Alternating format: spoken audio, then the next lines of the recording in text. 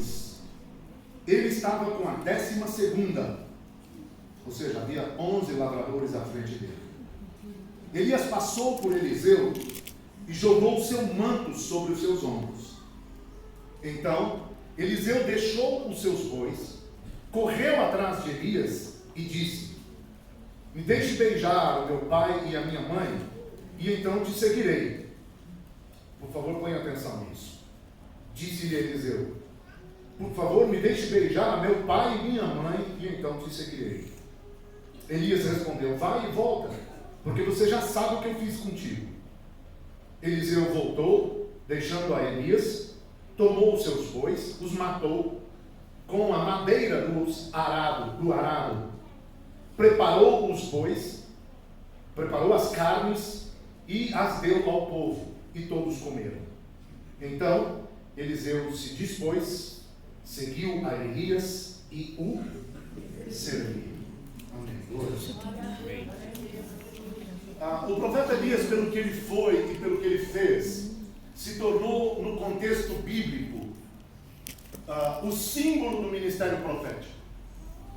O próprio Senhor Jesus, quando foi questionado pelos seus discípulos, quando perguntaram: Senhor, Elias virá ou Elias já veio? Uns dizem que Elias voltará e outros dizem que Elias já voltou. Elias virá ou Elias já veio? E o Senhor Jesus respondeu: Elias virá. Eu amo as respostas de Jesus, porque elas sempre fazem as pessoas pensar. Perguntaram: Elias virá ou Elias já veio? O profeta voltará ou o profeta já voltou? E Jesus respondeu: Elias virá, porque Elias já veio. Quem ama Jesus? Amém. Extremamente inteligente. O que Jesus estava respondendo? Ele não estava respondendo com base na pergunta dos discípulos sobre a pessoa de Elias. Jesus estava respondendo com base no que a pessoa de Elias representava.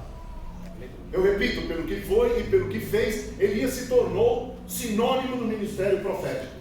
Ele é o símbolo dos profetas nas Escrituras. Vocês estão comigo? Sim? Amém. E agora o grande Elias, a figura do ministério profético, o símbolo do ministério profético, o representante do ministério profético. Elias vai ser tomado pelo Senhor. Ele pediu aposentadoria num determinado momento, cansado do peso da unção, cansado dos desdobramentos que o ministério profético traz, né? Ele pediu a morte. Quer dizer, não pediu para morrer. Crente pede para ser promovido, né? Pedir para morrer é coisa de gente depressiva, né? Até a depressão é coisa séria. Elias devia estar passando por algo semelhante quando pediu a morte. O Senhor tinha outros propósitos com ele, e por isso não o matou, mas o recolheu. Que ele não está por ser tomado por Deus, ele vai ser levado aos céus sem passar pela morte, porque inclusive voltará dentro do programa de Deus, de acordo com os propósitos que o Senhor tem para ele. Estão comigo? Amém.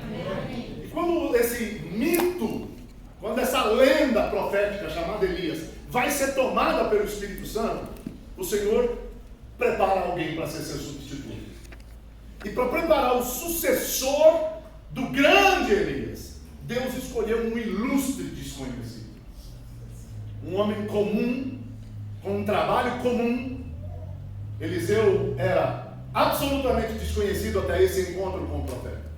Vocês estão comigo?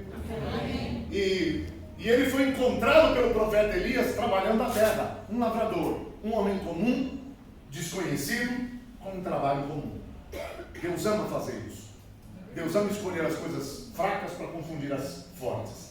Deus ama levantar as coisas frágeis, aliás, ou fracas para confundir as fortes, as loucas para confundir os sábios e os que não são para confundir os que são. Amém. Então tem esperança para você. Amém. Obrigado. Eu não sei se você é dos que aparentemente não são nada, ou se você é dos frágilzinhos, ou uma coisinha louca de Jesus.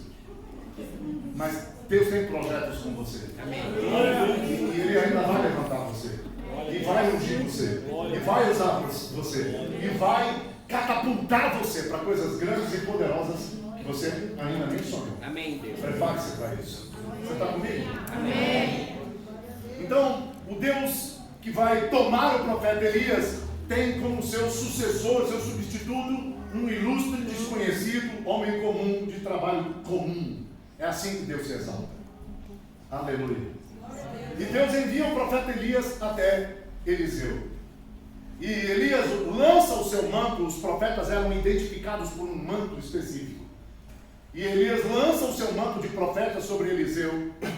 E Eliseu entendeu imediatamente que estava sendo comissionado para o ministério profético, para ser discípulo e posteriormente o sucessor, o substituto da maior lenda profética que Israel conheceu, Elias. O que Eliseu não sabia é que Deus o levaria à porção dobrada do que Elias tinha. Elias fez em vida 7 milagres, Eliseu 13. Mas não era o dobro. O 14º ele já estava morto. Na verdade só haviam seus restos mortais, ossos, quando num sepultamento um tanto quanto confuso, deixaram o morto cair dentro do túmulo de Eliseu, e batendo nos ossos de Eliseu, a unção ainda estava lá, e o morto voltou completamente ressuscitado. 14 milagres, o dobro da unção do grande profeta Elias. Você está comigo? Amém. Quando Deus falou comigo sobre a sua geração, Ele me disse que prepararia vocês para a porção dobrada. Vocês são uma geração que está destinada para o dobro de tudo aquilo que o Espírito Santo já liberou sobre a igreja, sobre os seus servos, sobre profetas, sobre apóstolos, sobre pastores, sobre evangelistas, sobre mestres, sobre o corpo de Cristo, sobre missionários, sobre adoradores, sobre intercessores. Vocês estão destinados para o dobro de tudo que foi liberado pelo Espírito em gerações anteriores. Eu não sei se vocês estão entendendo. Por vezes, quando eu falo com jovens, parece que nós somos mais jovens que vocês. Então, deixa eu tentar de novo. Deus destinou vocês para algo estrondoso. Deus destinou vocês para algo insólito. Deus preparou essa geração para o desfecho da história da igreja com a glória da segunda casa. E a glória da segunda casa é maior do que a da primeira. Assim como Deus levantou Eliseu, um ilustre desconhecido, um homem comum com um trabalho comum, mas Deus o levantou para substituir Elias e o levou ao dobro da porção que havia do Espírito Santo na vida de Elias. Deus destinou essa geração para a porção dobrada de tudo que o Espírito Santo já fez. Quero te anunciar que a igreja não vai sair daqui cabisbaixa. A igreja não vai sair daqui derrotada. A igreja não vai sair daqui enlameada. A igreja não vai sair daqui abatida, vencida. A igreja vai sair daqui gloriosamente. Aleluia! Arrebatamento não é saída de emergência. Arrebatamento não é saída de escape. Ou rota de escape. Arrebatamento é saída triunfal. Amém. Efésios capítulo 5 diz que Jesus se deu por uma noiva gloriosa. Se Ele se deu por uma noiva gloriosa e voltará por uma noiva gloriosa, não importa o que está acontecendo agora e nem o que vai acontecer depois. Quando Jesus realmente chegar, Ele vai encontrar uma noiva gloriosa. Amém. Não significa que todos os que se dizem igreja serão parte desse remanescente fiel. Mas quando Cristo vier, Ele vai encontrar um remanescente fiel. Ele vai encontrar uma noiva adornada e preparada para a celebração das bodas na glória. Amém. E esse remanescente fiel, essa noiva estará, repito, preparada, santificada, adornada e revelando a glória do Pai, manifestando Jesus no poder do Espírito Santo como nunca antes. Amém. A última geração de crentes ungidos pelo Senhor, fluirá como Eliseu na porção do reino. Vocês estão aqui, gente? Amém. Não sei o quanto isso anima alguns. Aleluia. Mas eu tenho muita expectativa pelo que o Espírito Santo vai fazer. Sabe, uma das coisas que a gente tem visto aqui na igreja evangélica, os escândalos estão se multiplicando. Vexames e vergonhas estão se dando todos os dias. Alô? Vocês estão aqui? Amém. E por conta dos vexames que aparecem, que inclusive a mídia difunde, por conta dos escândalos que se repetem, a fé de muitos tem diminuído, tem minguado. O amor de quase todos tem esfriado. Quando alguém vê um líder caírem em adultério, ao invés de pensar quem está de pé, olhe para que não caia, o que a igreja evangélica pensa é: se até o líder caiu, não preciso exigir muito de mim mesmo. Alô? Amém. Vocês estão comigo, gente? Amém. Quando a gente ouve falar de um líder evangélico mercenário que prega o evangelho para se enriquecer, que ilude a fé inocente, que lesa a igreja de Jesus Cristo, a gente pensa, ao invés de quem está de pé olhe para que não caia, a gente pensa: bom, se até o líder é picareta, eu também posso ser desonesto nos meus negócios. Alô? Só que presta atenção: se você se mede por quem está pior que você, a única coisa que você conseguirá é se igualar aos que estão na mesma condição. Outra vez: se você se mede por quem está pior que você, a única coisa que você conseguirá é ser pior do que está agora. Ok, tem meia dúzia que entendeu, mas eu não gosto do número 6. Número 6 é número de homem. Eu gosto do 7, que é número de Deus. Então vou tentar de novo, pelo menos mais uma meia aparecer. Se você se mensura pelos que estão piores que você, o máximo que você conseguirá é ficar pior como eles. Você precisa se inspirar em pessoas que estão melhores que você. Elas vão chegar para cima. Inspire-se em quem te desafia. Vocês estão aqui? Então a gente tem visto escândalos, vexames, líderes mercenários, liderança em pecado, e parece que nessa balbúrdia toda não há solução. Parece que nessa confusão toda a gente também pode se acomodar, mas não é bem assim. Jesus Cristo veio por uma noiva gloriosa. Amém. Então é melhor que a gente faça parte desse remanescente, que será a igreja gloriosa dos últimos dias. E essa igreja gloriosa dos últimos dias vai entrar no poder do Espírito Santo como nenhuma outra geração experimentou ainda. Esta igreja gloriosa dos últimos dias vai mover em sinais, prodígios, milagres e maravilhas como nenhuma outra geração viveu ainda. E olhem que gerações anteriores viveram milagres muito mais que nós. Uma das minhas inspirações é uma norte-americana chamada Catherine Kuhlman, que se chamava Catherine Kuhlman. Ela já morreu, já foi para o Senhor. Catherine Kuhlman teve seu ministério por 27 anos. E ela movia em milagres. Milagres tão extraordinários que a gente tomaria toda uma noite. Aí seria vigília mesmo, para contar alguns. Mas dentre os milagres que Catherine Kuhlman já produziu, pelo Espírito, obviamente, estão catalogados em torno de 8 milhões de milagres. Parece que não animou a turma, pastor. Eu não disse 8 mil milagres, nem 800 mil milagres. 8 mil já seria maravilhoso, 800 mil seria fantástico. Mas ela operou mais de 8 milhões de milagres. E o dobro está destinado a vocês. Adolescentes e jovens que estão entendendo isso, estão entrando no Espírito Santo e estão se tornando extraordinários. Eu quero dizer para você que é jovem, você não deve se medir pelos que estão piores. Você não deve se igualar aos medíocres. Você foi feito para ser brilhante, você foi feito para ser extraordinário, você foi feito para se superar, você foi feito para algo estrondoso nessa reta final. Você foi feito para o sobrenatural. Você está marcado para a glória da segunda casa. A porção dourada é para você.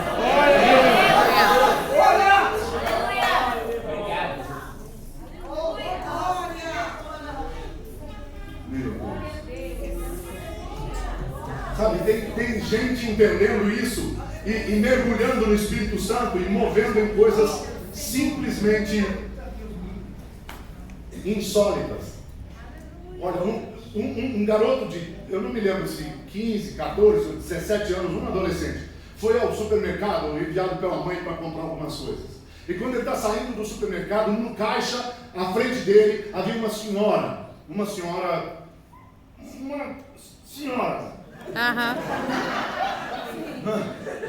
grande senhora. E olhando para ela, Ele pensou, que mulher enorme. Nesse momento, ele sentiu uma fisgada na coluna, fortíssima, e uma dor que descia para a perna direita. E ele sentiu que a perna encolheu. E então ele teve uma visão com aquela mulher.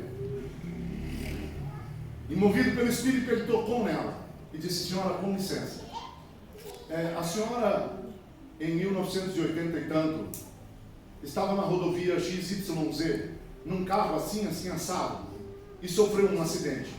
Naquele acidente, uma das suas vértebras da coluna foi terrivelmente afetada.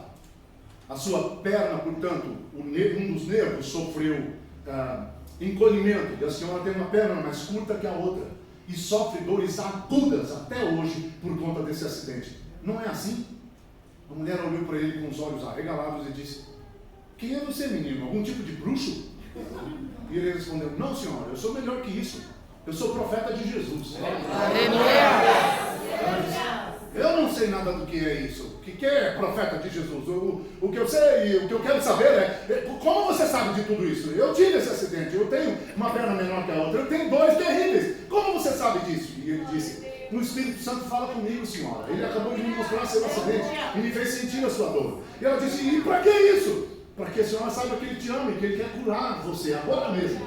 E ela disse, Deus quer me curar? E ele, sim, ele quer curar. Agora? E o que eu tenho que fazer? Eu disse, a senhora tem que deixar que eu ore pela senhora. E ela falou, aqui é um supermercado. E ele disse, não tem problema, Jesus está aqui, ele acabou de me dar essa visão. Você sentir a sua dor. Posso orar pela senhora? Ela disse, ok, vai em frente. Ele disse, era melhor se a senhora sentasse no caixa. Eu preciso segurar as suas pernas. A moça do caixa já está com as compras assim, ó. E ela disse, como uma mulher desse tamanho vai sentar no caixa do supermercado, rapazinho? Eu disse, eu ajudo. E de repente está lá o menino empurrando a mulher para colocar em cima do caixa. Então ele segura as duas pernas dela e faz uma oração simples. Jesus, o Senhor ama essa pessoa. Obrigado. O Senhor me mostrou o acidente dela e a dor que ela sente, porque o Senhor quer curá-la. Obrigado. Toque ela, Senhor. E nesse instante a perna dela se iguala a outra. Ela salta do caixa, batendo nas costas e dizendo, fogo, fogo, está queimando, fogo, está queimando. De repente ela para e diz, minha perna, eu não tenho dor. Deus me curou. Espera. Ei, não tenho dor, minha perna, Deus me curou. A moça do supermercado pega o microfone e grita para todo o supermercado, senhoras e senhores clientes, Deus está no caixa no meu nome e está curando agora mesmo. Aleluia!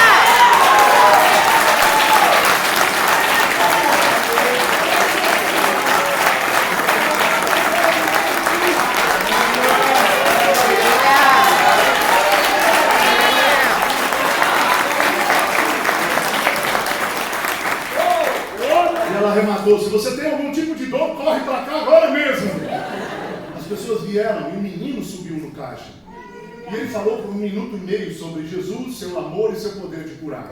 E terminou orando por um monte de gente que estava ali. E mais milagres aconteceram dentro de um supermercado, num culto que não foi preparado, senão pelo próprio Espírito Santo. E ele tem preparado uma geração para coisas estupendas. Ele vai mostrar a sua glória nessa reta final.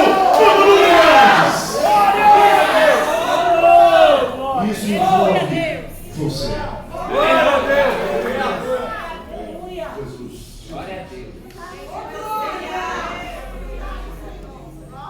Em Mateus capítulo 10, no verso 8, Jesus enviou seus discípulos, dizendo a eles, curai enfermos, libertai cativos, purificai os leprosos e ressuscitai os mortos. Se você tiver alguma noção da língua portuguesa, você vai saber que todos os verbos nesse texto de Jesus estão no imperativo, ou seja, são ordens. Curai enfermos, libertai cativos, purificai os leprosos, ressuscitai os mortos. Você está aqui? E esse é o comando de Jesus Cristo. Está inserido no ID, na grande comissão de Mateus capítulo 28. 19 a 20. Aproximando-se, falou-lhe Jesus, dizendo: é-me dado todo o poder nos céus e na terra, portanto, ide. Aleluia. Mesclando com Marcos capítulo 16, 16 e 17, ele disse: ide, pregai o evangelho a toda criatura, ensinando-os a guardar todas as coisas que vos tenho ordenado, batizando-os em nome do Pai, do Filho e do Espírito Santo, e fazendo discípulos de todas as nações. E estes sinais seguirão os que creem. Em meu nome falarão novas línguas. Em meu nome imporão as mãos e curarão os enfermos. É imperativo. É para ir. É para pregar. É para ensinar. É para batizar. É para fazer discípulos. E é para operar milagres. Esta unção está sobre a igreja da última hora. Sacode alguém que está do teu lado e me ajuda, por favor. Diga para ele: o manto da porção dobrada é seu.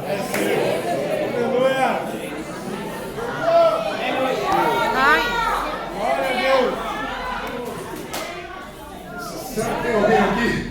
Será que tem alguém aqui comigo? Será que o Espírito Santo está falando com alguém? Deus tinha algo com Elias e ainda vai cumprir seu propósito, mas Deus já tinha preparado para o momento de fragilidade do profeta o seu substituto, e o substituto Deus levaria a porção dobrada. Eliseu experimentou o dobro da unção que estava sobre Elias. Aleluia. E Deus tem preparado vocês dessa última geração para o dobro de tudo que o Espírito Santo já fez até agora. Quem tem recebido a visão, quem tem acolhido o desafio, tem vivido no sobrenatural. O manto da porção dobrada é seu. Glória a Deus. Vocês estão aqui? Numa igreja que nós conhecemos, eles trabalham com libertação, e eles estavam ministrando a libertação de um homem, e então ele ficou possuído por um espírito maligno, desses espíritos encardidos, que as pessoas falam: saia, e ele diz: não sai. Sai sim, não sai não. Vai sair. Eu estou falando que não vou. E os intercessores estavam na sala com esse homem há mais de 3 horas, travando uma batalha com um espírito encardido. Alô? E uma das intercessoras, quando ia até a igreja fazer ministrações, tinha que levar o filho de 5 anos. Ela deixava o menino brincando no templo, enquanto eles ministravam na sala. O menino cansou, criança, depois de 3 horas não aguenta mais brincar na igreja, filho. Então o menino cansou e entrou na sala. E o homem está lá endemoniado, rolando no chão, babando e gritando: não sai. E os intercessores todos sem saber o que fazer. Então o menino se aproximou da mãe e disse: mãe, vamos embora. Ela falou: filho, a gente não pode, olha, não tem como deixar esse homem assim. E ele está assim faz tempo e a gente já não sabe nem o que fazer, filho. Espera só um pouquinho. E ele olhou para a mãe e disse: não sabe o que fazer? Deu alguns passos, foi até onde o homem estava, colocou a mão na cabeça do homem e disse: demônio, solta esse homem, que eu quero ir embora para casa. Em nome de Jesus.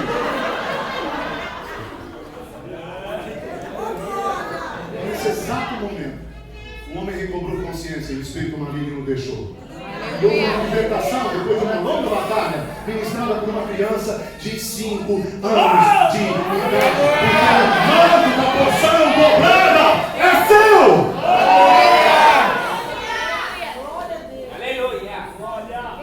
Deixa-me dizer algo para alguns de vocês. O diabo está trabalhando com essa geração para confundi-los. E eu vou deixar isso para daqui a pouco. Mas quero te dizer que se você conseguir vencer todos os ataques e pressões de Satanás para confundir você, se você de fato e de verdade conseguir entender no seu interior quem você é em Jesus Cristo, nem Satanás conseguirá te paralisar. Aleluia. Porque tem meia dúzia comigo. Então, outra vez, Satanás tem trabalhado para confundir essa geração. Nunca houve tanto ataque diabólico contra adolescentes e crianças como agora. Nunca houve tanta luta para se perverter crianças moralmente, inclusive nas escolas, como atualmente. É toda uma trama satânica. querem corromper nossas crianças, querem pervertê-las sexualmente, querem deturpá-las moralmente, desde a escola. Alô? E com as mídias sociais, com as redes sociais. Hoje, se uma criança de 10 anos entra no Facebook e vai criar uma página, ela tem que se cadastrar. E quando vai se cadastrar, uma das respostas que ela tem que dar é: qual o seu gênero? Alô? E o Facebook dá a ela umas 70 opções de gênero. Já não é mais masculino e feminino. Agora é masculino, feminino, L, G, B, T, X, Y, Z, que? Porque nem as crianças sabem mais o que são. É uma trama diabólica, é uma ação infernal para matar a geração mais profética de todos os tempos. O trabalho de Satanás é confundir. E ele está investindo pesado nisso. Alô? Pelas redes sociais, pela mídia, na escola, nas ruas, nas conversas com os amigos. Na igreja nós temos uma porção de jovens que não sabem se são homens ou se são mulheres, confundidos em sua sexualidade, imaginando que é possível ser homossexual, que talvez tenham nascido assim. Não existe isso. Biologia e genética, por favor, estude. Não é uma questão religiosa, é uma questão espiritual. Biologia e genética mostram que não há outra opção, não há um terceiro gênero. Mas numa questão espiritual, há uma ação diabólica para confundir a geração mais poderosa de todos os tempos. Porém, se você descobrir quem você é em Deus, nem o inferno inteiro consegue te roubar. Nem o inferno inteiro consegue matar e destruir o que Deus tem para você. Você precisa saber quem você é. Você precisa saber que foi criado para essa geração e para ser mais extraordinário do que todas as que vieram antes de você. Amém. Você precisa saber que você está inserido em Joel capítulo 2. E Joel capítulo 2 não anuncia apenas o derramamento do Espírito Santo nos últimos dias, mas Joel capítulo 2 também anuncia que nos últimos dias, para esse avivamento, para esse derramamento do Espírito Santo, Deus vai levantar um exército poderoso de jovens corajosos que saltam muros, que enfrentam lanças, que superam desafios, que invadem cidades e que são como um exército muito bem organizado. E o profeta Joel, que viu pelo Espírito milênios antes, você disse que a sua geração será o exército mais poderoso de todos os tempos. Nunca houve um antes igual e não haverá outro exército semelhante depois, diz o Espírito. Será que você está entendendo? Nunca houve ninguém como vocês antes e não haverá ninguém melhor que vocês depois. Me ajuda, sacode alguém e diga: o manto da porção dobrada é teu. O manto da porção dobrada é teu. Aleluia.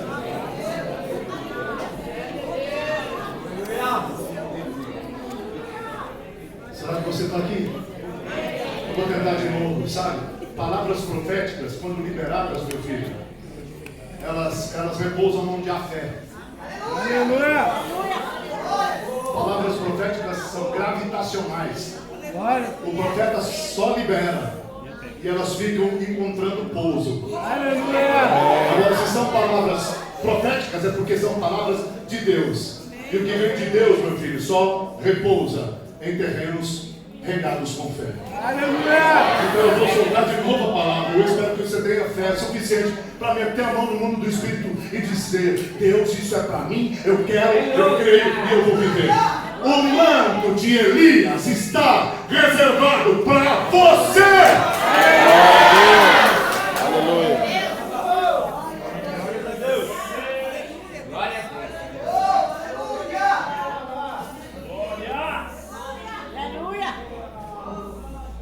Pastor, você não me conhece, eu sou alguém que luta contra o pecado. Mesmo? Que fantástico. Bem-vindo ao clube.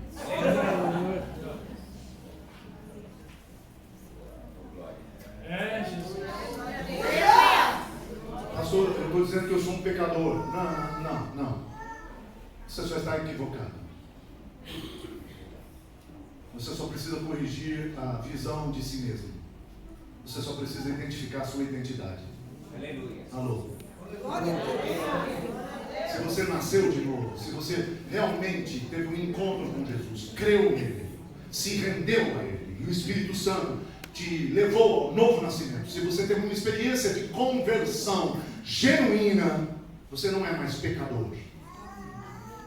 Você não é um pecador lutando para ser santo. Se você conheceu Jesus Cristo, se você se converteu a Jesus Cristo, você agora é filho de Deus, é templo do Espírito Santo. Você foi transportado do império das trevas para o reino da luz. Você tem o seu nome escrito no livro da vida. E Jesus Cristo declarou em João capítulo 15: eu e o Pai viremos e faremos dele morada. Você é templo do Espírito Santo, de acordo com Romanos, e você é habitação do Deus Pai, do Deus Filho, de acordo com o próprio Senhor Jesus Cristo. Deus habita em você. Você já não é um pecador lutando para ser santo. Você é um santo resistindo ao pecado. Aleluia! É só um ajuste de foco que você precisa acerca de quem você realmente é. Porque quando você entender quem você é, esse mundo não te para. Aleluia! Você está aqui? Amém. Pastor, você não sabe de que família eu vim. Não importa, o que eu sei é que Deus sempre levanta alguém na família para mudar a história de toda a família. E se você é o único da tua casa que está salvo, aleluia, Deus fará algo através de você. Você foi feito para brilhar, meu filho. Foi chamado para ser extraordinário. Me ajude e sacode alguém, diga para ele: você foi chamado para sair do comum e se tornar extraordinário. Aleluia! Pastor, na minha família ninguém nunca nem se formou na universidade. Então para de usar isso como muleta e seja o primeiro. Ok. 4 pessoas entenderam. Eu vou tentar de novo. Pastor, na minha família ninguém nem fez faculdade. Então pare de usar isso como desculpa e esfarrapai. Surpreenda toda a sua família e seja o primeiro. Seja da mediocridade, seja extraordinário. Deus será glorificado em você. Tome decisões corretas. Você verá o Espírito Santo levar você para além dos limites. Deus é glorificado quando você brilha. Ok, tem uma coisa comigo, eu tento outra vez. Deus é glorificado quando você brilha. Deus é glorificado quando você vence. Deus é glorificado quando você acredita. Deus é glorificado quando você ultrapassa os limites. Deus é glorificado quando você se surpreende com a sua própria superação.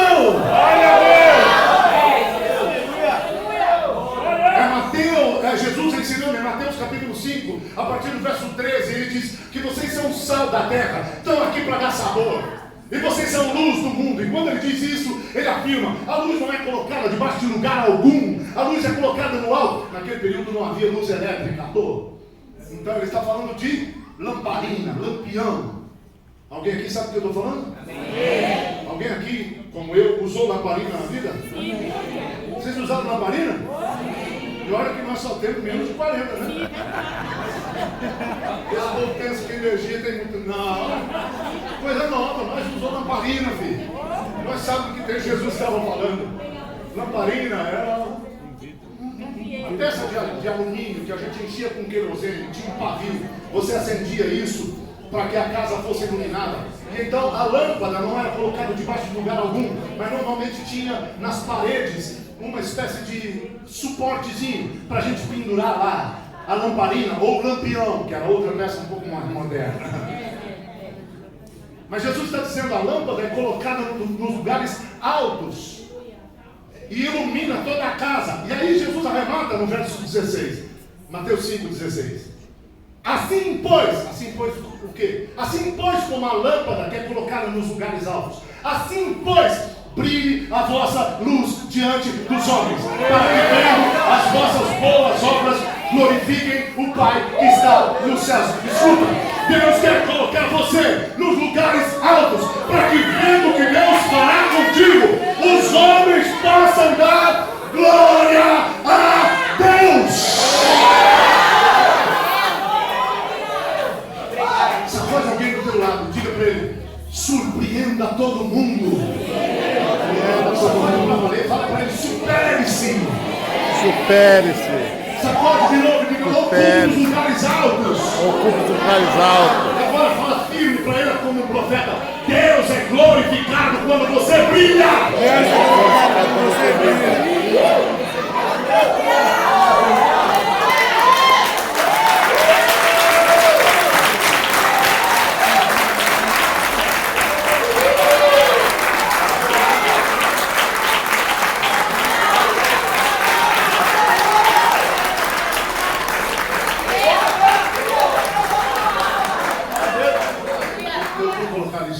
Porque o Espírito Santo está falando com alguém especificamente.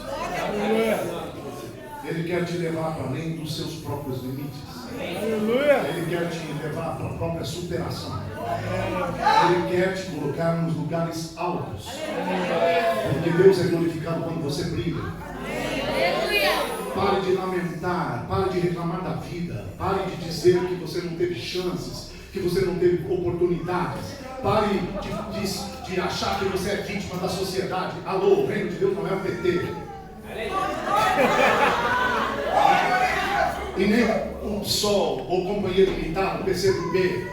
O reino de Deus não é um partido de esquerda que fica falando para você que você tem que ser pobre a vida toda dependendo do governo. Não é um partido de esquerda que te promete liberdade quando na verdade te controla.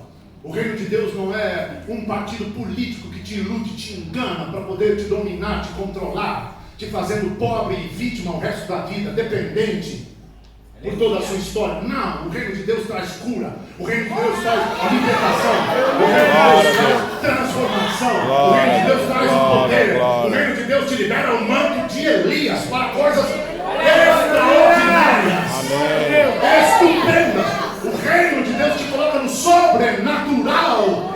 Então, lança fora as tuas capas de vítima, de pobreza, de miséria. Para de pensar que você é vítima da sociedade e que você não teve oportunidade. Deixa-me te dizer algo claro. A fantasia de vítima não tem teu número. Quando você se veste de vítima, fica enrugado. Fica travado, fica limitado, fica sem poder e sem liberdade de ação. Por quê? Já tentou colocar roupa menor? Porque tem gente que tá.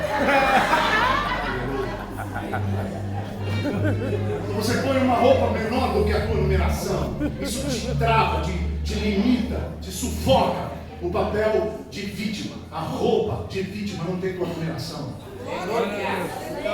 Saia daqui essa noite para ir lá para fora e arrebentar, porque Deus é glorificado quando você brilha.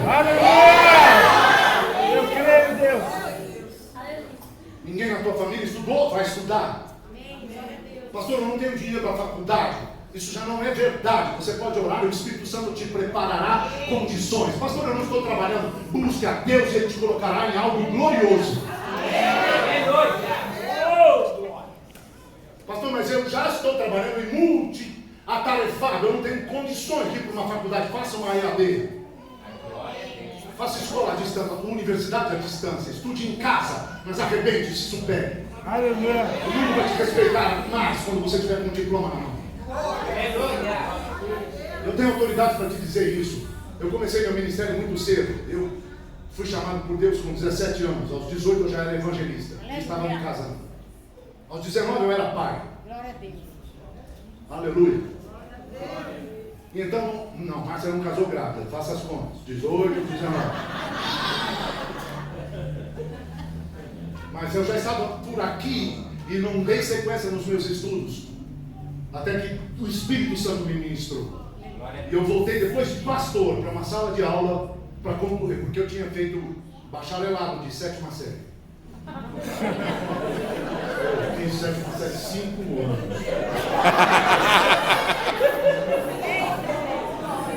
Ah, não, Deus. E não é que eu era burro, é que eu não estudava. Eu gostava de prolongar as férias, então depois de junho eu não voltava. Mas quando o Espírito Santo me ministrou e me fez entender quem eu sou, como eu preciso me enxergar para que o mundo me respeite, veja a glória de Deus em mim e o exalte, eu voltei para uma sala de aula. Fui terminar no 2º grau. depois fui para uma universidade. E depois fiz um doutorado. Então, alô? Se eu pude, você pode. Se o Espírito Santo me ajudou, Ele pode te ajudar. Deus quer te colocar nos lugares altos, porque Deus é glorificado quando você brilha. Pastor, mas a gente mora em Ferraz de Vasconcelos, que já foi considerada a cidade mais pobre do Brasil. Então mude esse quadro. Mude a sua história, mude a história da sua cidade. Você não é vítima, você não é um pobre qualquer. Você não deve viver humilhando-se ou deixando que alguém te humilhe, te domine, te controle, nem te manipule. Deus quer te dar nos lugares altos. Você é a igreja. Você tem que se superar. Você tem que acreditar. Você tem que assumir o controle da sua história. Você tem que revelar a glória de Deus. Nós somos a igreja e nós podemos mudar toda a cidade. Mude a sua história e ajude a mudar seu país.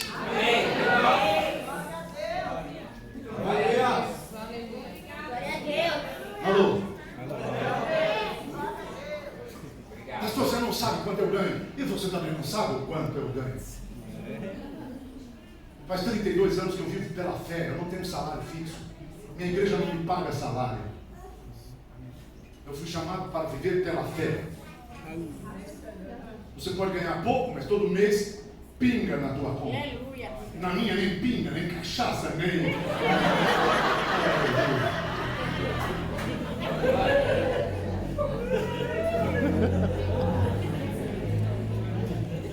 Brincadeiras à parte, na minha tem milagres todos os meses. Porque Deus é fiel e Deus quer abastecer seu povo. Eu não sou da teologia da prosperidade, mas eu sei que Deus prospera seus fiéis. Alô? Deus quer te abastecer. Deus quer te colocar nos lugares altos. Deus quer te ungir. Deus quer te usar. Deus quer mostrar a sua glória através de você. Não se rebaixe, não se humilhe, nem deixe que ninguém faça isso. Você foi feito para brilhar. Aleluia! E o manto da porção dobrada é seu. Tem gente que entendeu. Eu tenho de novo. O manto da porção dobrada é meu. Você entendeu? Um aplauso a Jesus.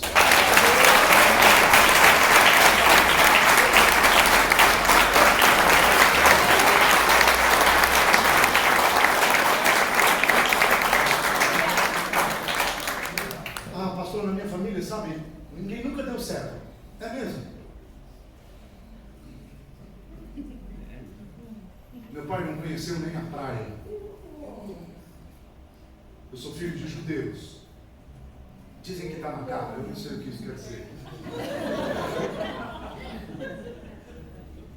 Meu pai era um judeuzão turrão, daqueles que quando diz que pedra é pedra, é pedra.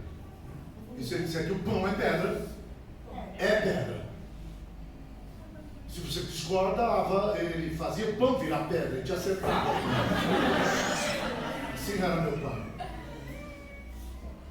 Meu pai não tinha conversa. Tem gente que fala assim, eu sou assim porque eu não tive pai. Ah, come on, kids.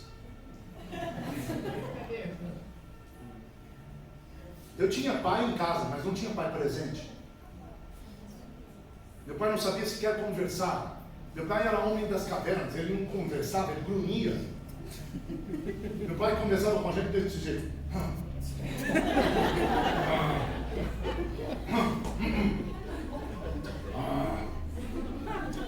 Você tinha que ter dom de interpretação para saber o que eu... Em português, meu pai só tinha 3 níveis de conversa. Era quando ele dizia para mim, menino. Esse era o primeiro nível. É uma longa história. Ela já rendeu música e eu já gravei até um disco sobre isso. É fato. E eu não tenho tempo para tudo, mas meu pai não bebia, meu pai não ia para jogatina, meu pai não ia para balada. Cadê o irmãozinho? Que o Thiago de hoje te ajude, que você evite isso. Agora que eu tomando consciência. tá com a noiva aí do lado, eu te ajudo, tá bom? Olha, gente, meu pai não ia para baladas, não bebia, não ia para jogatinas. Meu pai só tinha um problema: mulheres. E ele perdeu absolutamente tudo com mulheres. E só não perdeu o casamento, porque minha mãe era convertida. Ela era judia, mas também convertida. E minha mãe agarrou nas pontas do altar. E quem segura nas pontas do altar não morre. Ela não deixou o seu casamento morrer. Pelo contrário, depois de 9 filhos, meu pai ainda estava envolvido com mulheres. E a minha mãe fez uma oração. Ela disse: Deus, me dá mais uma noite com o João. E se dessa noite eu suscitar um filho que ganhe o coração dele para ti, esse filho eu já te dou para ser pastor. E Deus ouviu a oração da minha mãe. E apesar do meu pai chamar João e minha mãe Maria, isso não é um conto de fadas. Mas Deus respondeu a minha mãe. E a julgar pelo resultado, eles tiveram uma noite linda.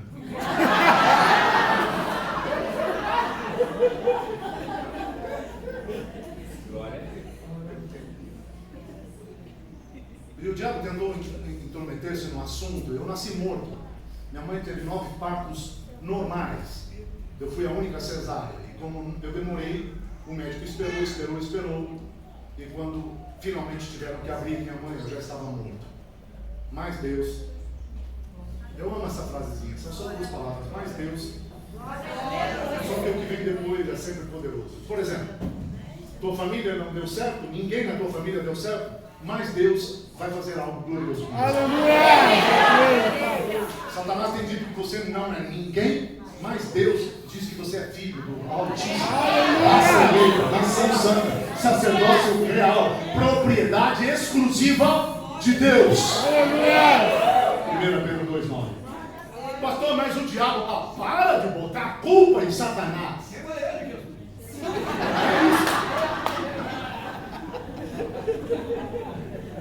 Alguém disse que encontrou Satanás sentado na calçada chorando horrores, passando, sentindo fedores, vendo o chifre, o rabo e um tridente jogado de lado. Achou estranho que o diabo estivesse chorando e falou e disse: Ei, você não é Satanás? E nessa choradeira, o que foi? E o diabo respondeu: esses evangélicos, eles me contam de tudo. Não, o diabo não aguenta mais você, irmão. Não entenderam? Para com a sua choradeira, rapaz. Alô? Você está aqui ou não? Pastor, mas o diabo, Lucas capítulo 19, verso 10. Eis aí, disse Jesus, vos dei poder e autoridade para pisar serpentes e escorpiões, que são sinônimos de principados e potestades. Eu vos dei poder e autoridade para pisar em principados, potestades e em toda a força de Satanás, e nada vos causará dano. Romanos 16, 20. O Deus de paz esmagará a Satanás debaixo dos vossos pés. 1 João capítulo 5, verso 18. O que é nascido de Deus, Jesus, nos guarda, e o maligno não nos toca. Um dos problemas da igreja evangélica é dar poder ao diabo. O diabo não tem poder. Jesus Cristo disse: todo o poder me foi dado nos céus e na terra. E ele outorgou o poder ao homem. Então Satanás só tem poder se o homem der. Pare de dizer que o diabo tem poder na tua casa e o diabo não poderá entrar na tua casa.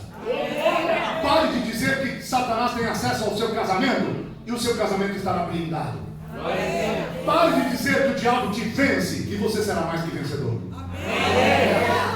Põe o diabo no seu devido lugar e Deus te colocará nos lugares altos. Aleluia! Ajuda aí, irmão, porque essa é uma boa palavra. Quem dá glória, quem dá aleluia.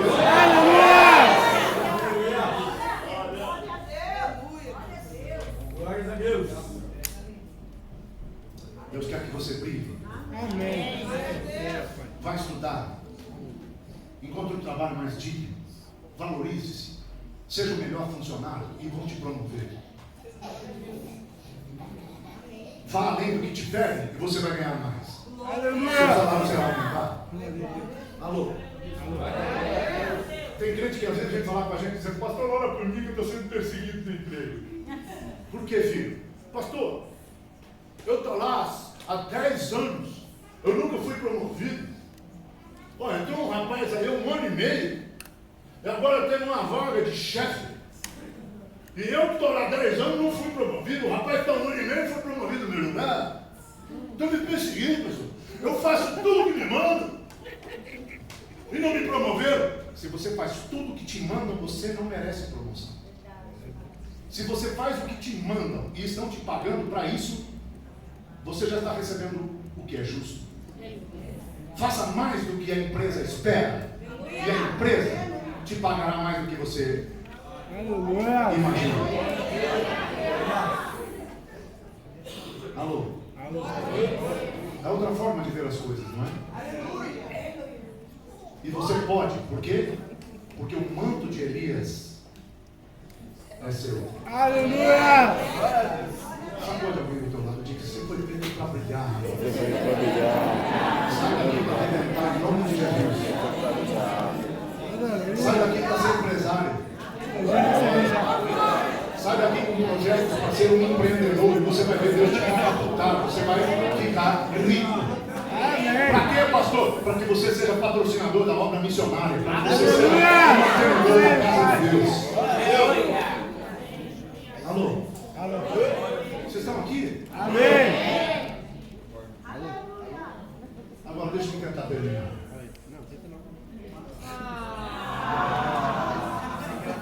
Aqui vocês não ensaiam? Na nossa igreja a gente ensaia. Quando o pastor fala, deixa eu terminar, aí entra a hipocrisia.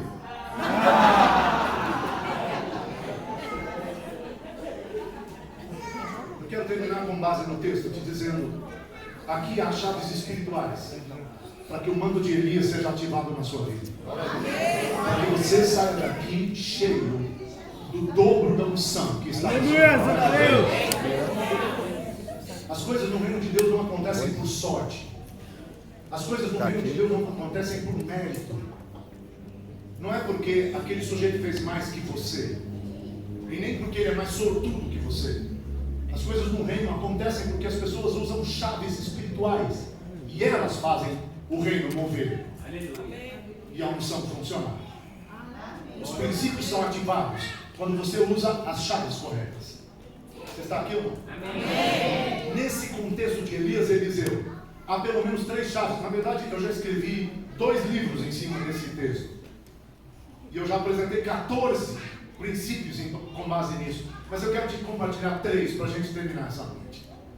3 chaves espirituais que podem fazer com que a unção profética dos últimos dias esteja sobre você em dobro. Se você quer isso, diga: meu Deus, isso é para mim, em nome de Jesus. Meu Deus, isso é para mim. Aleluia! Aqui estão os princípios. Número 1. Na verdade, o número 1 eu vou deixar por último. Eu vou começar pelo último. Quando Elias lança o seu manto sobre Eliseu, uma das coisas que ele faz é tomar os seus bois, matá-los. E com o arado, ele faz um churrasco de despedida para todo mundo comer e ele partir. Você está comigo? Amém. Só que você precisa entender que isso foi mais do que um churrasco de despedida. Aqui, gente, ó, é só uma criança. E ela não está pregando. Fique com a palavra. Escuta isso. Foi mais que um churrasco de despedida. Eliseu era lavrador, homem do campo.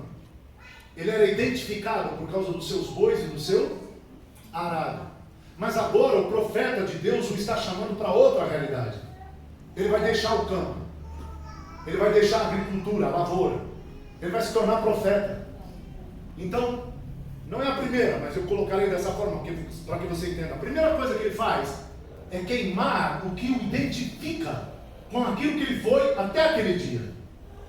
Na verdade, Eliseu nesse momento está fazendo um poderoso ato profético.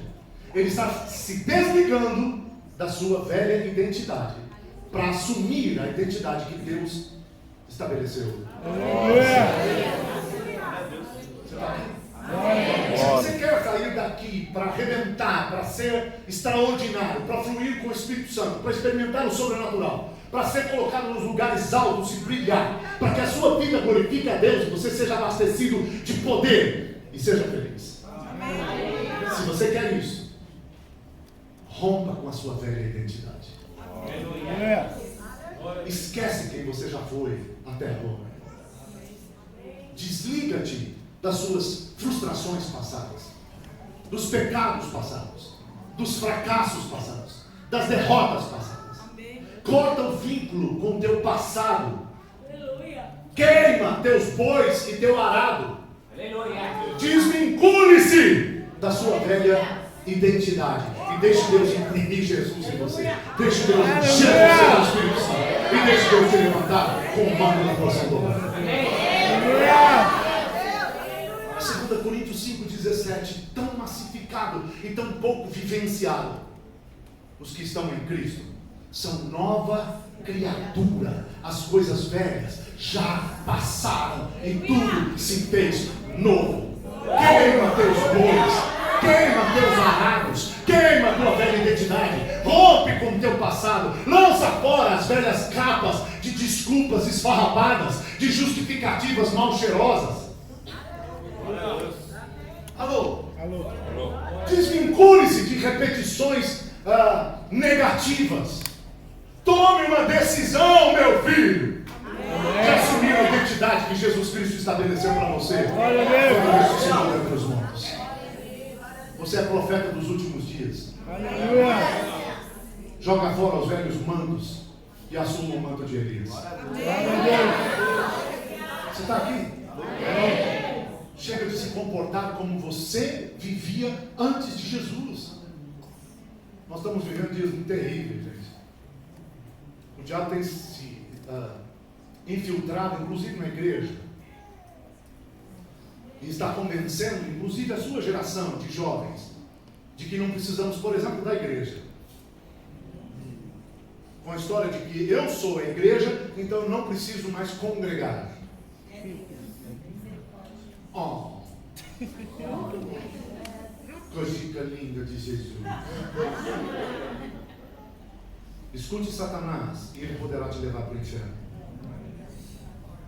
Escute a Deus e ele te leva para a glória. Se quer ouvir a Deus, não ouça conversa de pregadores com blá blá blá em nome de um evangelho moderno, adaptado e diluído. Alô? Se quer ouvir a Deus, fique com as Escrituras. Aleluia! E aqui está escrito, Hebreus capítulo 10, 25: e não deixemos de congregar. Antes, exortemos-nos uns aos outros, para não deixar de congregar, principalmente quando vedes que o dia do Senhor se aproxima. Ou seja, no fim, precisamos congregar mais do que no começo. Quem é o pregador que falou isso? É o Espírito de Deus em Hebreus 10, 25. Mas deixa eu te dar outra noção da importância de congregar, se a Bíblia não resolve. Mas eu preciso de base bíblica. Então Romanos capítulo 12 diz que nós somos corpo de Cristo, e portanto somos membros uns dos outros. Você é a igreja quando conectado ao corpo, quando um membro ligado ao corpo, porque não existe igreja que se isola. Corte um membro, separe-o do corpo e ele entra em estado de putrefação, vai apodrecer, vai morrer. Você só é a igreja quando é parte dela. Sem o corpo, você é membro morto.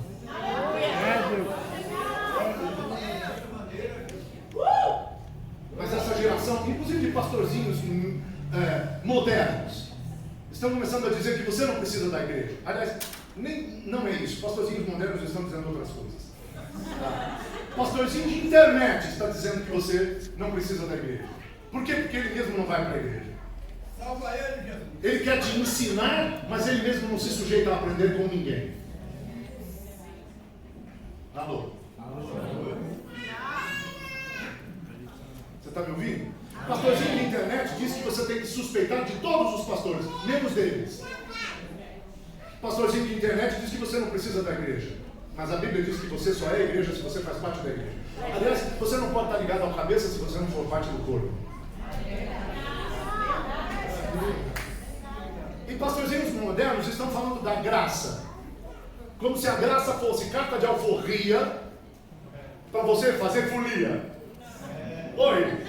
Oi! Essa foi muito boa. Foi salvar no script, mas foi boa. Você não entendeu? É porque você não tem o segundo grau. Você não estudou? Se você não sabe, carta de alforria era a carta que se dava para liberar o escravo da escravidão. Era uma carta de liberdade. A graça não é carta de alforria para a gente cair na folia. A graça é a carta de libertação que nos autoriza a ser servos. Aleluia! A carta de libertação nos dá o direito de escolher ser servo. É como no Antigo Testamento. Quando o escravo recebia a carta de alforria, no Antigo Testamento, mas ele amava tanto o seu senhor e a família, e queria continuar servindo naquela casa, ele dizia: não quero a carta, fura minha orelha. Então o escravo de orelha furada era livre, que decidiu ser escravo. Você quer experimentar a graça? Deixe Deus furar a sua orelha.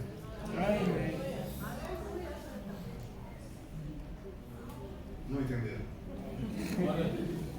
A graça não nos autoriza a viver uma vida desregrada. A graça não é liberdade para fazer o que queremos. A graça é poder para fazer o que é certo. Aleluia! Para fazer o que Deus quer. Alô? Obrigado, Pai. Alô? Então, não me venha com teologias modernas e nem as use para fazer da sua vida um fracasso. Alô? Alô? Tome decisões corretas e queime sua velha identidade para agora ser literalmente formado em Cristo Jesus. Aleluia! Porque Cristo em vós, Colossenses 1:27, Cristo em vós é a esperança da glória. Glória a Deus. É a esperança de um dia estar na glória, Cristo em vós. E a esperança da glória cobrir a terra, como as águas cobrem o mar, Cristo em vós. Queima teus bois, queima teu velho arado, rompe com teu passado. Quem vive de passado, meu filho, é museu. Alô? Alô? Você está aqui? Alô? Tem cara casado que ainda guarda as cartinhas de antiga namorada. Meu filho, vai ter que fazer uma limpeza na gaveta. Queima os seus bois. Tem uma menininha que ainda guarda, tem coleção de ursinho de pelúcia. Esse aqui que me deu foi o João, esse aqui foi Pedro, Tiago, Felipe, André, Bartolomeu. Alô?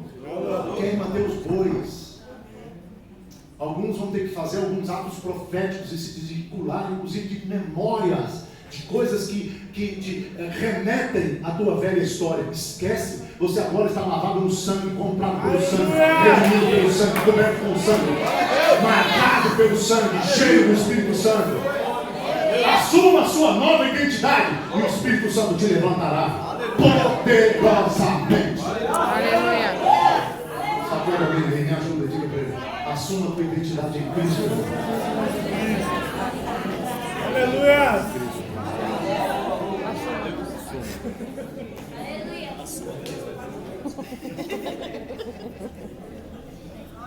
Você precisa saber quem é você em Jesus. E aí a sua vida vai dar uma guinada. Alô? Queima teus bois, amigo. Queima o teu passado. Nesses dias difíceis, O evangelho está diluído, a graça está confundida, a igreja parece não ser mais necessária, os crentes podem ir para a balada, né? A gente também pode tomar umas talagadas de vez em quando. Né?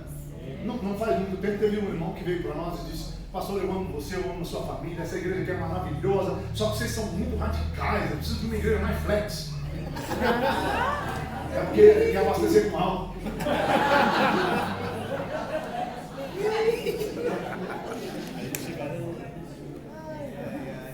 Não, meu filho, eu prefiro ficar com o que C.S. Lewis, moderno pensador do passado, do século passado, dizia: se você quiser uma religião que te deixe confortável, definitivamente o cristianismo não é para você. Porque, meu filho, o evangelho que não te confronta não te salva. Evangelho que não confronta não transforma. E evangelho que não transforma não salva. Evangelho pressupõe transformação. Alô? É metamorfose, filho. Quando Jesus falou de novo nascimento em João capítulo 3, é necessário nascer de novo. Ele usou o termo grego metamorfose. O que ele estava dizendo é: você precisa deixar de ser lagarta para se transformar na borboleta. Deus quer que você tenha altos voos com o Espírito Santo. Volte meu casulo! E saia agora para glorificar a Deus.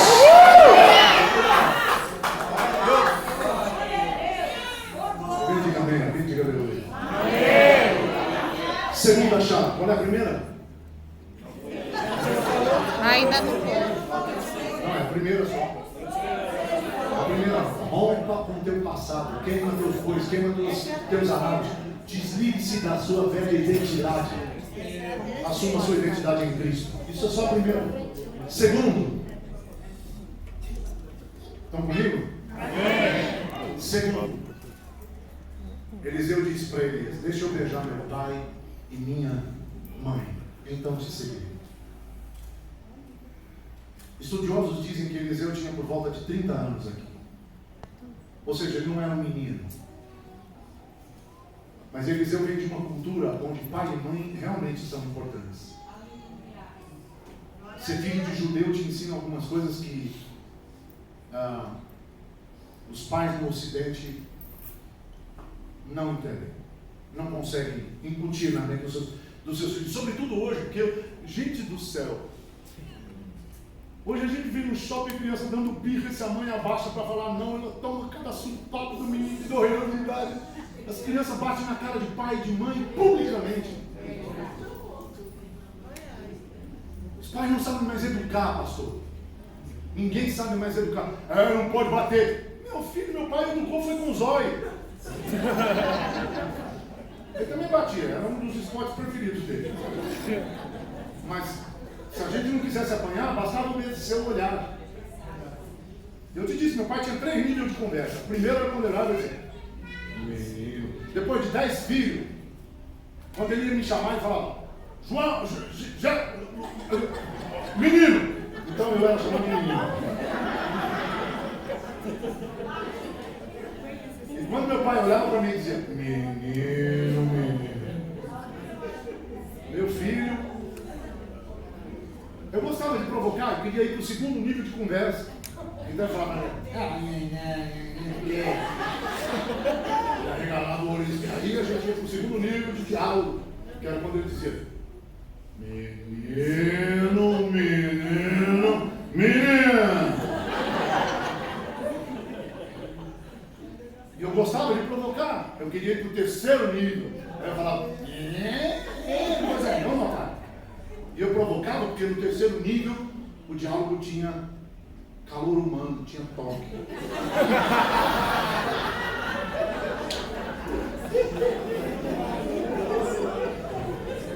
Meu pai era meu herói. Era um homem borracha, não cortava a distância, ele alcançava. Tinha uma mão que parecia raquete de tênis, corria o rosto inteiro. Boas memórias do seu João. Vale lembrar que minha mãe disse: se o senhor me der um filho que ganhe esse homem para Jesus, esse filho será pastor. Eu sou pastor. Onde você acha que meu pai está hoje? Eu levei ele aos pés de Jesus. Você pode mudar a história de toda a sua família. Então, assuma sua identidade em Cristo e esquece o que você já foi até agora. Mas em segundo lugar, aprenda a honrar seus pais. Amém. Glória a Deus. Quando Eliseu diz, deixa eu beijar meu pai e minha mãe, o que ele está dizendo é, deixa eu honrar quem me gerou. Deixa eu honrar quem cuidou de mim. Deixa eu honrar quem me sustentou até agora. Aleluia. Alô? Deixa eu ir lá para meu pai e minha mãe me liberarem. Porque se seu pai e sua mãe te abençoarem, você vai mais longe do que poderia imaginar. Porque esse é o primeiro mandamento com promessa de Êxodo capítulo 20. Honra teu pai e tua mãe, para que se prolonguem os seus dias sobre a terra. Honrar pai e mãe alongam a tua vida. Agora presta atenção. Toda verdade bíblica tem seu paralelo espiritual. Honrar pai e mãe alongam a vida. Desonrar pai e mãe. Glória a Deus. Esses adolescentes de hoje assistem Malhação e querem repetir em casa o que assistem na Rede Globo. Meu filho, desliga essa coisa do inferno logo uma vez. Eu venho de uma época que a gente pregava, que a televisão, a gente achava, há 30 anos atrás, a gente pregava isso, que a televisão era o caixote do diabo. Tirei o caixote do diabo, irmão. A gente achava que a TV era o caixote do diabo. Hoje a gente não acha mais, a gente tem certeza. Essa meninada toda assiste Malhação e em casa quer levantar a voz com o pai e com a mãe. Seu pai e sua mãe podem até se rebaixar, mas não pense que isso não reflete no mundo espiritual. Não pense que isso não reflete na sua vida. Não pense que isso não mancha tua jornada. Tem gente que depois de hoje vai ter que procurar pai e mãe para lavar os pés deles. Para dizer, desculpe, perdão, eu fui um mau filho. Eu quero honrar você, pai. Eu quero honrar você, irmão. O que você está falando, pastor? Eu estou falando de algo que eu tive que fazer.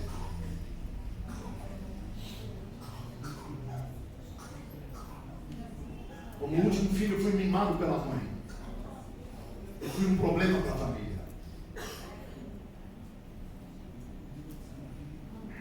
Me envolvi muito cedo com drogas, embora não fizessem efeito, mas eu tive um grave problema com o alcoolismo. Aos 14 anos, eu já era alcoólatra. A primeira coisa que eu bebia ao acordar, por volta de 3, 4 horas da tarde, era 1 litro de cachaça, de vinho ou uma dúzia de cerveja, dependendo do quanto dinheiro eu tinha. Quando eu não tinha dinheiro, eu tinha um colega num posto de gasolina que me dava álcool da bomba. Aos 16 anos eu já tinha tentado suicídio 2 vezes.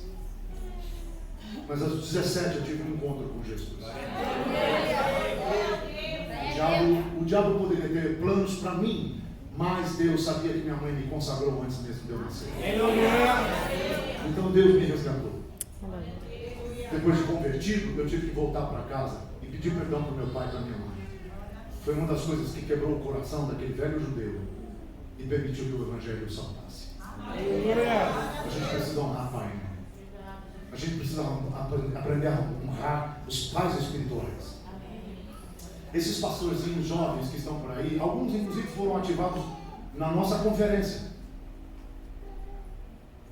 Louvado seja Deus por eles. Vocês são essa geração. Eu não refuto a unção que está nessa geração. E eu não recolho todas as palavras proféticas que eu mesmo lancei sobre a sua geração. E eu continuo dizendo, vocês estão para arrebentar. Vocês são a geração marcada para a glória final. Mas não existe porção dobrada de Elias sem o Elias. Não existe um Eliseu sem um Elias. Não existe um João Batista sem um Zacarias.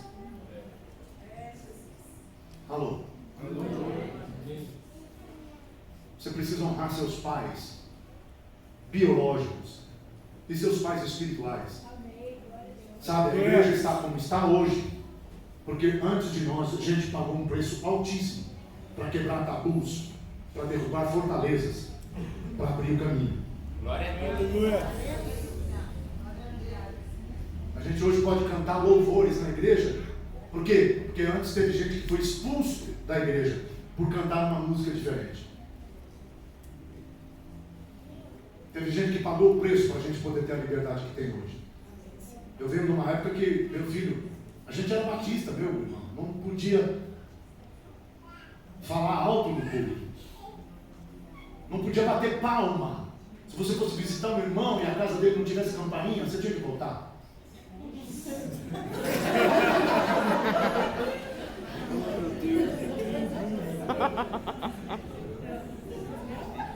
Na igreja não podia guitarra, porque a guitarra era do inferno. Não podia ter baixo, porque baixo é o diabo. Meu Deus. E bateria, inclusive, bateria do capeta. Ele gosta dessa barulhada toda. Mas teve gente que começou a fazer corinho e cantar nas reuniões de jovens. Um violãozinho e uma música um pouco mais nova. E aí acrescentaram as palmas. E aí começou a vir mais gente. E os pastores gostam quando vem mais gente. E aí eles deixaram os jovens cantar um corinho no culto. E aí, meu filho, os jovens começaram a cantar corinho e Deus desceu o coro. Foi feita uma revolução. Mas muita gente foi malhada por causa dessa revolução. Muita gente foi expulsa da igreja por causa dessa revolução.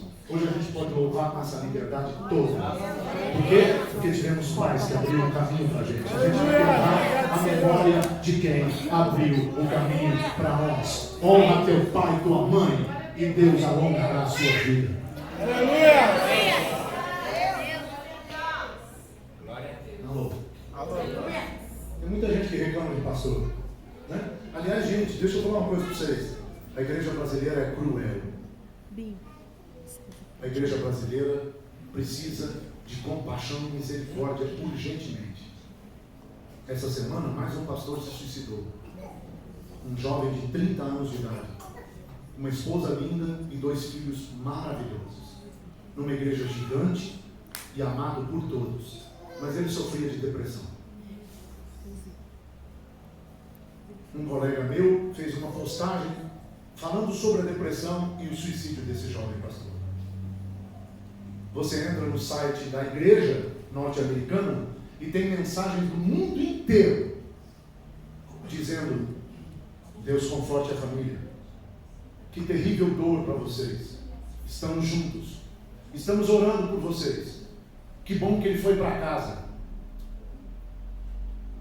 Que bom que em breve a família poderá se juntar a ele, porque Jesus vai nos levar para os céus. Mas os comentários dos brasileiros são: não admito uma coisa dessa. É inaceitável que o pastor se suicide. Que vergonha. Dá vergonha de ser evangélico por causa de maus testemunhos como esse. E tem gente que tem a ousadia de dizer: já foi tarde. Gente fraca desse jeito tem mais é que se matar mesmo. Brasileiros são cruéis. Sabe? Depressão é doença. Eu conheço na pele. E a gente não escolhe ser depressivo. A gente não escolhe passar pelas crises de depressão. A gente não escolhe essa dor. E ela não tem explicação. E nem sempre é fruto de pecado. Alô? Alô? Na maioria esmagadora dos casos, é inexplicável. Você pode pensar que é doença de fracos. Mas eu te diria, Spurgeon, o príncipe dos pregadores, mais de 150 livros escritos, inúmeros milagres no seu ministério, e que alguém que começou uma igreja do nada e entregou ela com 6.000 membros, a maioria ganhada por ele mesmo. Um homem que levou mais de 500 mil de pessoas a Cristo. Ele era fraco? mas sofria de depressão. Smith Wigglesworth, outro pregador extraordinário que movia nos milagres, ele mesmo sofria de cálculos renais. E quando ele sentia a dor de um cálculo renal, pedra nos rins, ele dizia, às vezes pregando, gente, eu estou com um cálculo renal aqui, ele está incomodando, só um minutinho que eu vou expelir e já volto. Por causa da fé que tinha, ele expeliu mais de 100 cálculos renais ao longo da sua vida. Tinha uma fé poderosíssima, mas sofria de depressão. A igreja precisa ser um lugar de compaixão, irmãos, de empatia, de amor, de misericórdia.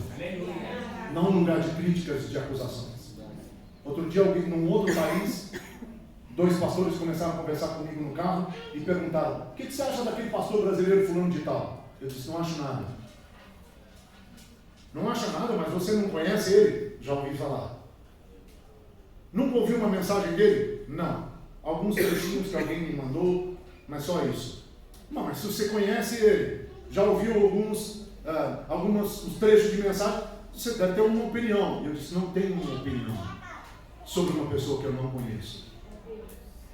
Mas o que os outros falam dele lá no Brasil?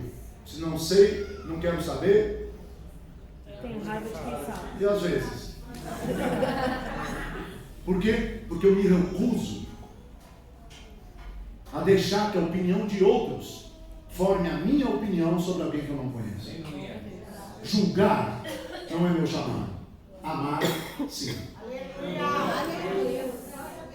Alô? Vocês estão aqui? A gente precisa rever um monte de coisa. Amor, misericórdia, compaixão e aprender a honrar quem abriu o caminho para nós. Vocês estão aqui ou não? Outro dia, falando sobre louvor e adoração, que é uma outra ênfase do nosso ministério, dando um seminário, alguém levantou a mão e disse: quem é Ademar de Campos? Você falou aí, Ademar de Campos? Nunca ouvi falar. Pois então procure saber. Porque a igreja hoje tem a liberdade de louvar como louva por causa de gente como Ademar de Campos, Asaf Borba, Bené Gomes, Guilherme Kerr, Jorge Camargo, Gerson Ortega, Jorge Heder, Vencedores por Cristo, Grupo Logos, Grupo Elo, Jair Fred Gonçalves. Teve muita gente que enfrentou pancadas para abrir o caminho para a gente. Honra teu pai e tua mãe. Terceira e última coisa, quando Elias jogou o manto, imediatamente Eliseu disse: só vou beijar meu pai e minha mãe, mas te seguirei. Ele só foi se despedir, honrar quem tinha que ser honrado, mas a decisão de assumir o manto já estava no coração. Quer uma chave para a revolução? Decisão. Ninguém fará por você aquilo que você mesmo não está disposto a fazer. Tome as rédeas da sua vida nas mãos, filho. Tome decisões corretas e o próprio Deus te ajudará a colocar a vida nos trilhos. Então, minha última dica para você é: assuma o teu manto, assuma a responsabilidade pelo avivamento final. Queima a tua velha identidade. Honra teu pai e tua mãe. Assuma a responsabilidade pelo avivamento final. Toma o teu manto, porque o manto de Elias é meu. O manto de Elias é meu. Se é o que você quer, dê um aplauso ao Senhor.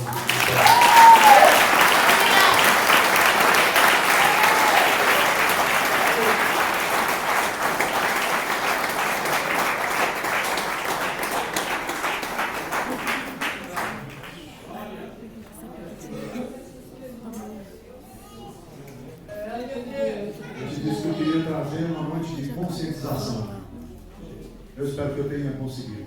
Que você esteja saindo daqui sabendo quem você é. Que você esteja saindo daqui para brilhar, para arrebentar, para ocupar os lugares altos. Que você esteja saindo daqui para honrar teu pai e tua mãe, livre do teu passado e decidido a tomar o manto profético dos últimos dias. Se é o que você quer, levanta a sua mão e deixa eu orar por você.